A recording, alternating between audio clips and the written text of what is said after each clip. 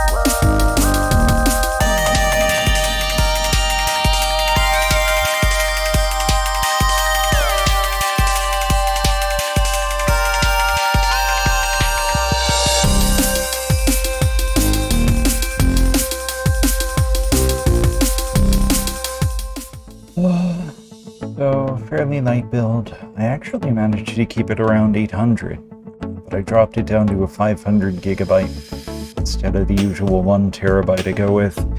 This case is the cheapest thing on the market right now, but I love the amount of ventilation it has. It comes with the 120mm in back, so I'm just throwing 2 more in front to get good airflow. We're not looking at doing any overclocking, it's just for gaming, Photoshop, whatever you plan on doing. That's all through the 5600G. The motherboard is just the lowest budget I can get for that processor. Supports a DDR4, actually has a really good range of memory frequencies. So I went with 3200 megs. So that actually isn't bad for 16 gigs of RAM. You're gonna lose 4 of that to video processing for gaming, because I will, if I were building the system, I would do what I did for my first APU build. I would assign 2 extra gigs of RAM for video. I was able to get Arkham Knight at 900p up to max settings for everything. You're not going to get 1080 high or even medium for the most part on most games. This is not what this is for.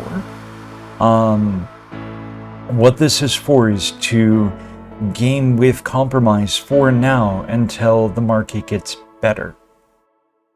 because I don't believe buying scalp GPUs is the way to go.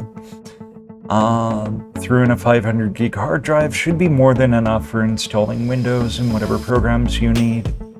And your storage and gaming drive is going to be your uber cheap 2 terabyte Barracuda. I've used Barracuda in all of my builds, even my current build. It's just really good for gaming. It'll still throttle, like it'll go up to 100% right away, but because my boot drive is the SSD, I won't get crippled as much when I make use of that drive. If you do get a graphics card that isn't held ransom by somebody selling it at a higher price, then you can use the 750 watt power supply to give you a ton of headroom. And like I said, the couple of fans at the beginning, it just helps to push air through the case better. So why am I not focusing on GPU builds, or Intel builds for that matter? Two things. One, the market's just really bad for graphics cards. I paid for my 2060 before this all hit.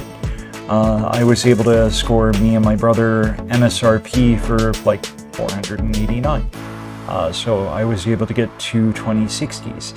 They are now worth $1,000 new plus, and that's if you're able to find them. $500 will get you an older generation 1650, which will not perform as well and doesn't have the RTX. The second reason is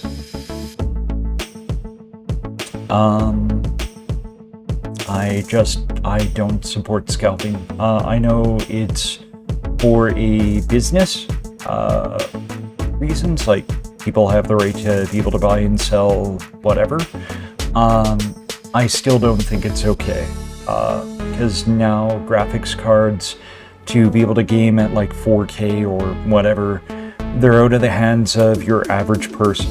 I have so many people coming to me with like requests for $300 to $500 builds, and I have to tell them that there's nothing out there for you that's going to be anything like this. Like, even going to what I feel comfortable going down to, it's still $800. I might be able to get this down to $600 or $700, but $300 to $500 builds are just not possible.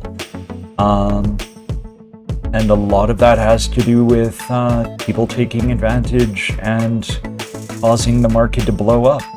So that is why I am focusing on APU builds. I plan on setting up a test bench in 2022 sometime. I'm currently going into a co-op, so